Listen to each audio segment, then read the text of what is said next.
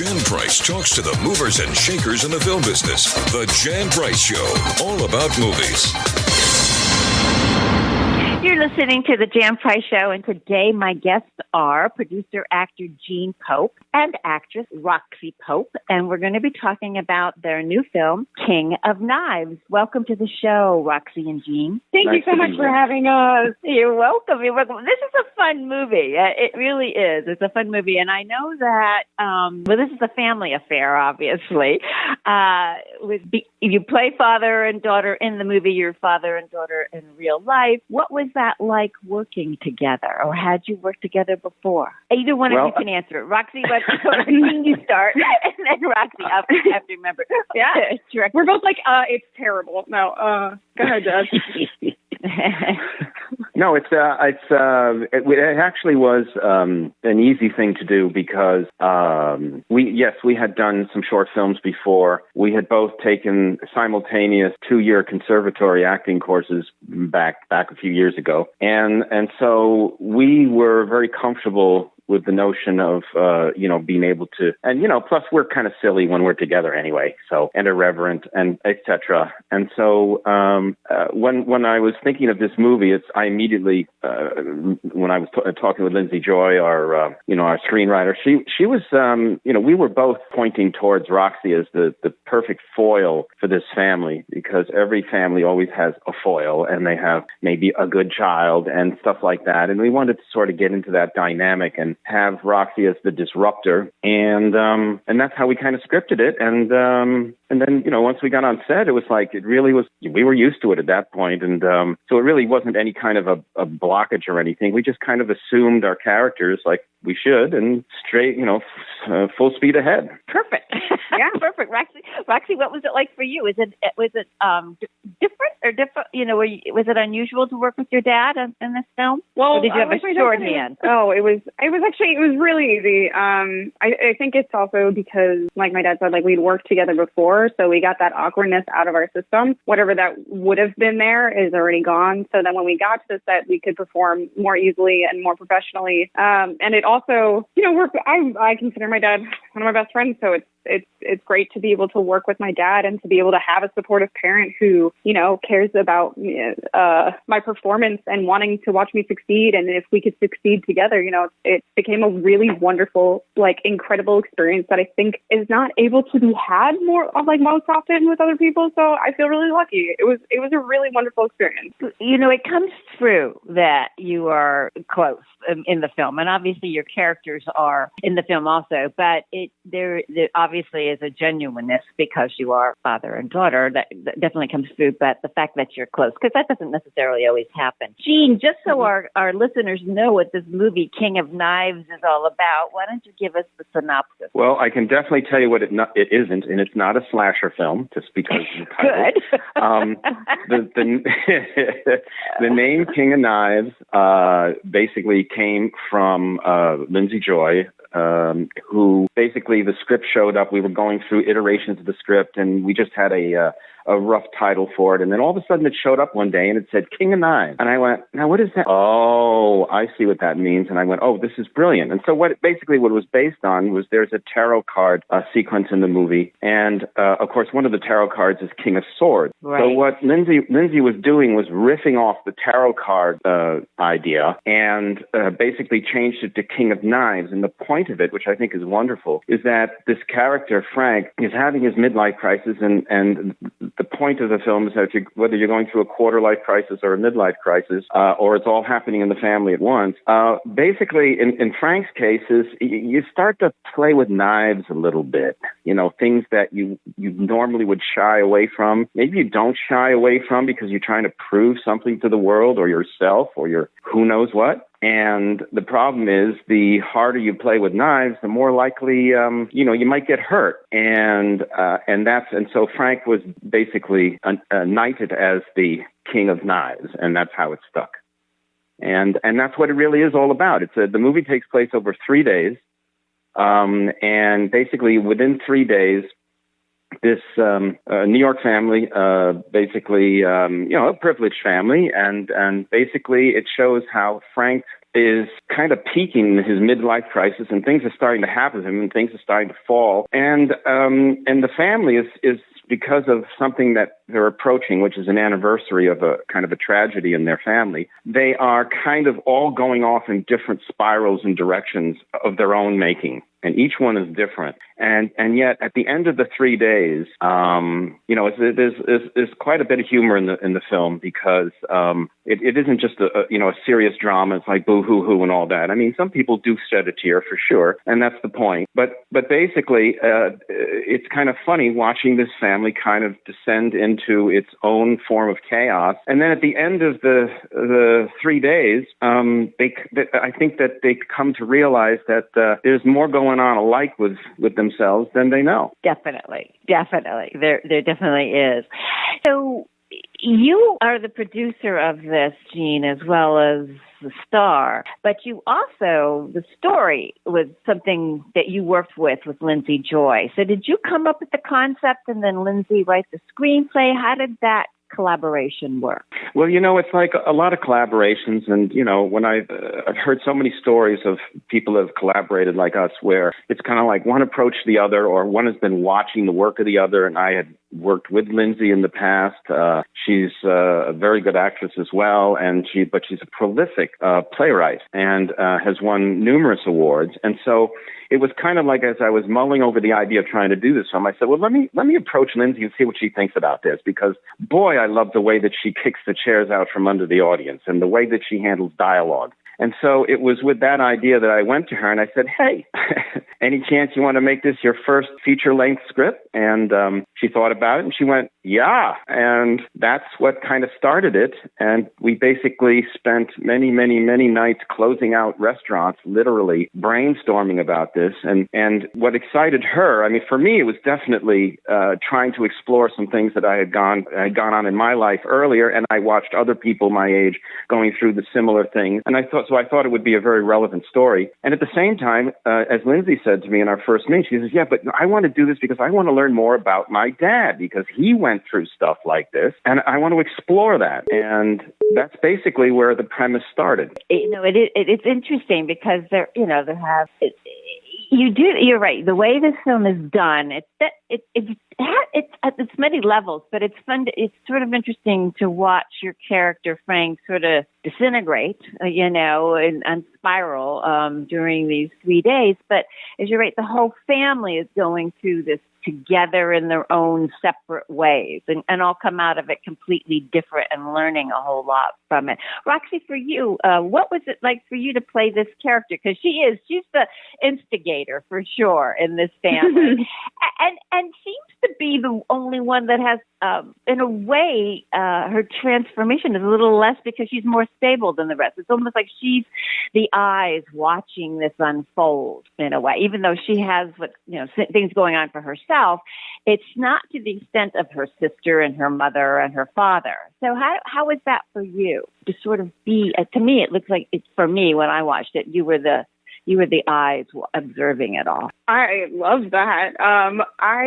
It's really interesting because what I think I can talk about more comfortably is the idea that as an actor, I find it so much easier to play people who are not me. And because Kaitlin was based off a younger version of me, it allowed me to understand her better, but it also made it more difficult to show that vulnerability, right? Of like closer to the chest of who I am or who I was. But the cast was so ridiculously talented that it allowed for that vulnerability to come out, right? And it created this great chemistry and trust to be able to take chances and to be more of a button pusher. And I think it was harder to. It's easier to play a character that's watching everyone, right? Because you can throw all the judgment. But I also think that, there were those beautiful moments that I really enjoyed of where she was actually having her sorry, excuse my language, but her ass was handed to her a couple of times.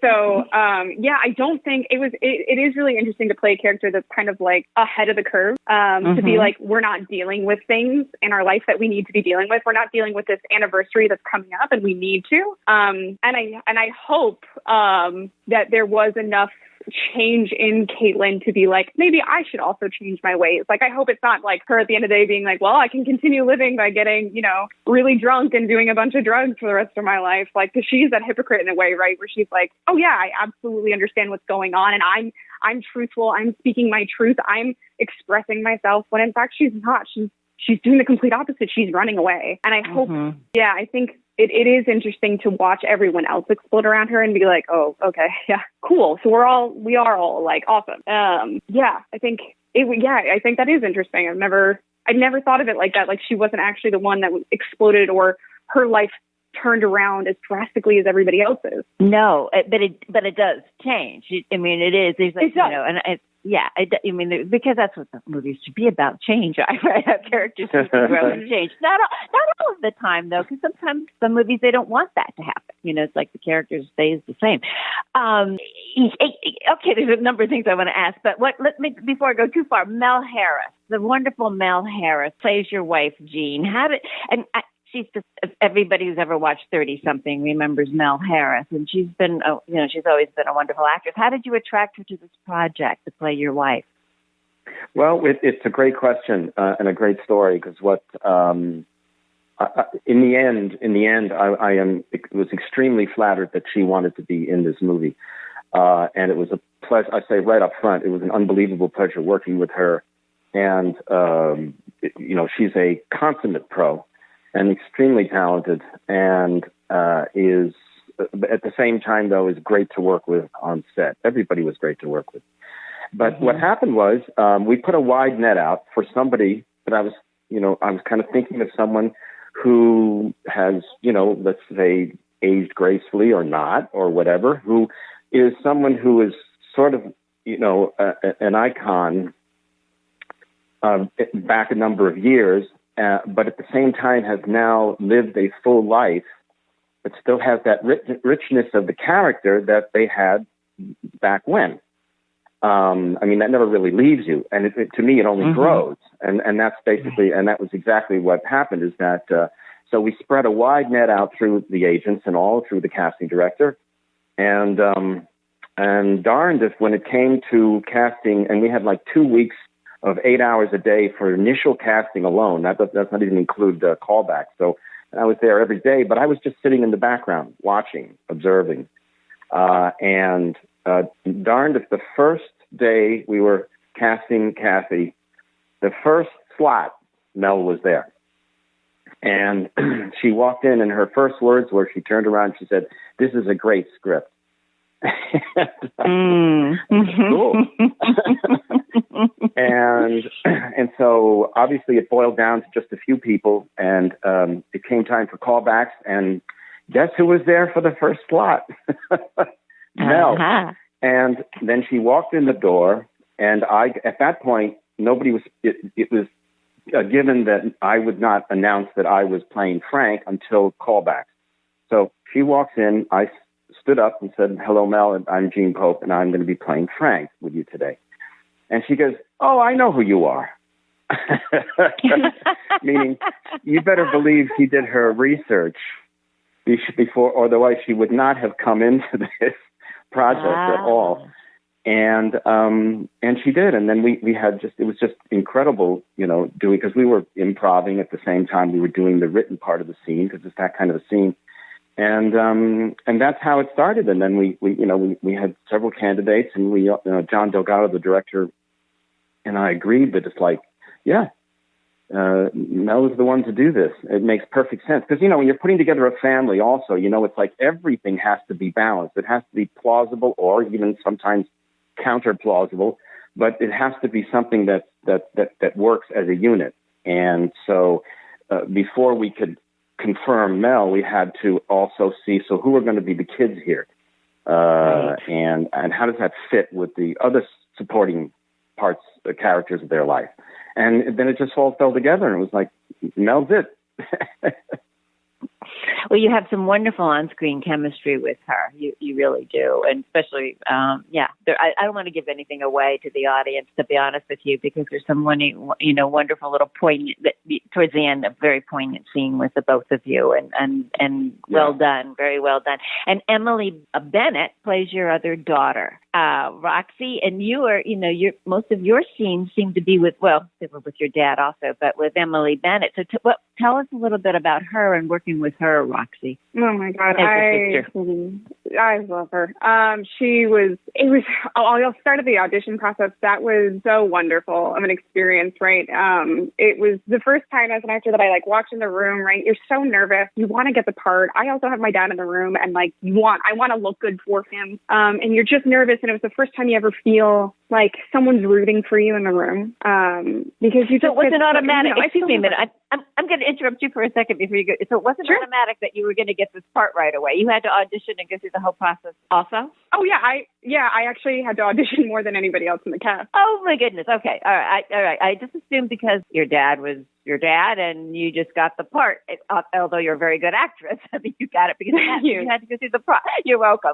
You had to go through the process. Okay. So now tell us about that. I'm sorry. I didn't mean to interrupt you, but I wanted to clarify that. Yeah, absolutely. That was actually one of the. I'm very glad. I'm actually very, very thankful. I wasn't just given this. I wanted to make sure that I was proving that I could do this. It wasn't just handed to me.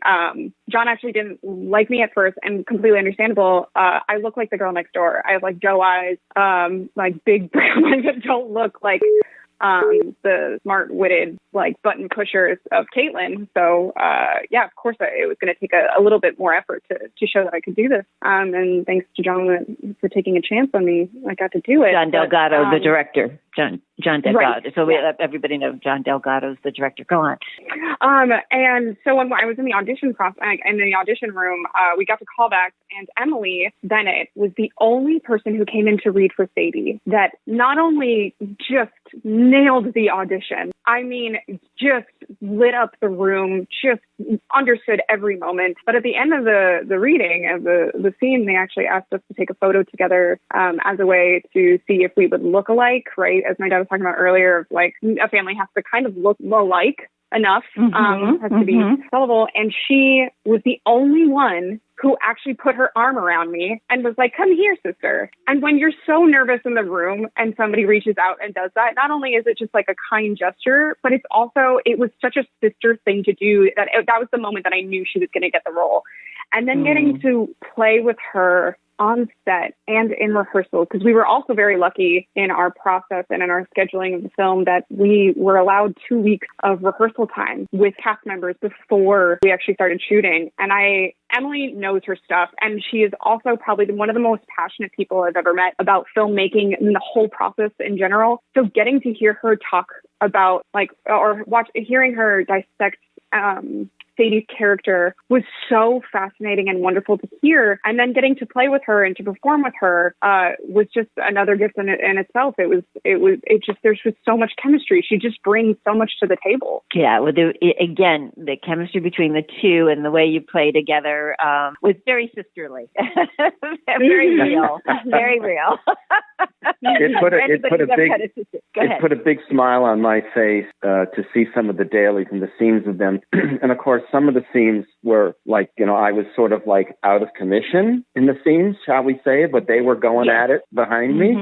I'm sitting there in my whacked out position and I'm going, wow, these guys are slamming it out of the park. It's just so relatable and natural sounding. And it's just, so there were a lot of moments like that where I was near a scene or something. I was listening to it, getting ready to enter, and I'm listening to it, and it's like, wow, this is just amazing. The chemistry is so good, and it's so hard to make that happen sometimes, Yes, it is hard to make that happen. It's either there or it's not, although you do have actresses who look like they have this great on-screen chemistry, and then you find out later on they could stand each other. Oh, right? And you go, really, what scenes look so real, and they hated each other? Kissing. It's like, wow. So yeah, that's you do acting. What you got to do. That's acting, as we say. Okay, there's a lot of drugs in this film, Jean. A lot of pot smoking, some other drugs. What was it, Molly or something? Molly, yes. Yeah. So that, tell us a little, because, that was very realistic when you were going through that. I'm assuming, I don't know. I've never tried Molly. But it looked be realistic. So did you have some, like, a drug advisor to come on the set to tell you what it would be like if you were on Molly? Or, I mean, pot, we can know most people have probably tried pot at one time or another in their lives, but Molly is a little different. So talk about that a little bit, if you don't mind. It's really, one of the things that you learn in, the better acting schools, if you're taking a full 2-year program, and one of the things one of the basic courses is dealing with Roxi. What's the word there I'm thinking of? It's like it's suddenly stuck in my head, but it's basically if you're at all impediment. Thank you. There you go. Impediment. Impediments of all kinds. So impediment can be alcohol. An impediment can be a broken leg. An impediment can be being on Molly. And basically, what we always learned in these classes was if you want to know how to create a character that is on something or has an impediment, research. It's simple research, and it doesn't necessarily have to be someone on the set to coach you on it if you've done your homework. And so I would say it's safe to assume that I did a lot of homework about Molly because, no, I've never taken it. Pot, well, yeah, when I was younger, no problem there. But yeah. It's kind of acceptable now, so, Yes, but as far as it's legal in most states now. Exactly, so it's about time, yes. Yes. But Molly was like an interesting question for me, and it actually isn't the easiest thing to research because if you can look at videos of people on Molly and you go, that's not telling me a whole heck of a lot. So basically, I started talking to people that have taken Molly, and similar to pot, there are different people react differently to Molly, and there's a couple of things that are commonplace, and it's kind of liberating, and so it was basically just rolling that all up into one, plus a chaser of quite a lot of booze in the case of the party. And you're talking, you're impeded. your thought process gyrates, and it goes from one extreme to the other. But the main thing, though, the main point of that party scene was to showing Frank, maybe for the first time in his life, letting go as if he were a kid again. I mean, really letting go. There was nothing holding him back. He goes over to the bartender character and holds his face in his hands, and it's like, I don't think he would do that if he wasn't on that kind of stuff. And that's the point. That was the whole motivation behind that. Yeah, it's not to be shocking or anything like that. The drug use in the movie is kind of like, this is how it goes, and it's New York City, and it's like, come on. And at the same time, it's revealing as to see someone who you wouldn't think, you think is too old for that stuff, saying, no, I want to try it and see what happens. And I think that, because I think it registers in people's minds too, my age especially, where you go, I always wondered what that would be like, Well, I think it's part of his, his midlife crisis, too. He's, I think part of what a midlife crisis is about and I'm sure it's the same for men and women, because women have them too, is that there's a certain point when you go, I'm no longer, I'm closer to death than I am to my college years, kind of thing. I think, I don't know whether that was in the movie or somewhere else, but I just heard that. But that you start to think about your youth and it's leaving, and you're going into another phase in your life. So people are trying to recapture it. So using the drugs in a way was trying to recapture a little bit of that youth. And unfortunately, we are out of time, but it's a fun movie. I mean, an interesting movie. It's well done. I highly recommend people find King of Knives. It's out now. It's out on most digital platforms at this point in time that people can find it. So please look for King of Knives. You'll definitely enjoy it, especially if you know somebody who might be going through a midlife crisis, for sure. So thank you both for being on the show. It's been a joy, Dean and Roxi, to have you on the show. Such a pleasure here as well. Thank you. Yeah, thank you for having us. You're very welcome. You're very welcome. You can listen to The Jan Price Show whenever and wherever at thejanpriceshow.com, where all my shows are archived, or the iHeart Podcast Network, Spotify, Apple Podcasts, Google Play, YouTube, wherever you listen to your favorite podcast. You can follow us on Instagram and Twitter at The Jan Price Show, and on Facebook, The Jan Price Show. Thank you for listening. Jan Price talks to the movers and shakers in the film business. The Jan Price Show, all about movies.